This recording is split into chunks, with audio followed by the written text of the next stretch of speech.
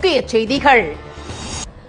தமிழக வெற்றி கழகம் 204 இடங்களில் வெற்றி பெற்று வரலாற்று சாதனை படைத்துள்ளது.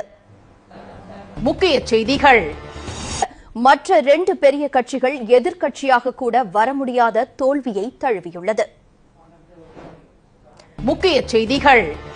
நாதாகா கட்சியினர் போட்டி போட்ட 234 தொகுதியிலும் டெபாசிட் கூட வாங்க முடியவில்லை. இதனால் கட்சித் தலைவர் சைமன் கடும் வேதனையில் உள்ளார் என தகவல். முக்கிய செய்திகள். தொடர்ச்சியான தோல்விகள் காரணமாக சைமன் தனது கட்சியை கலைத்துவிட்டார். மேலும் நித்யானந்தாவுடன் கைலாசாவில் தனது வாழ்க்கையை தொடர திட்டமிட்டுள்ளார். முக்கிய செய்திகள். தன்னைதானே அப்பா அப்பா என தற்பெருமையாக பேசிய அங்குலுக்கு மக்கள் இந்த தேர்தலில் பெரிய ஆப்பா வைத்துள்ளனர். இதனால் அங்குல் மிகுந்த மனவேதனையில் உள்ளார் என தகவல் வெளியாகியுள்ளது. முக்கிய செய்திகள். கரூரில் போட்டியிட்ட தாவேகா வேட்பாளர் 3 லட்சம் வாக்கு வித்தியாசத்தில் வெற்றி பெற்றுள்ளார். அவருடன் போட்டியிட்ட பத்ருபா பாலாஜி முதல் முறையாக டெபாசிட் இழந்துள்ளார் என தகவல் வெளி. முக்கிய செய்திகள்.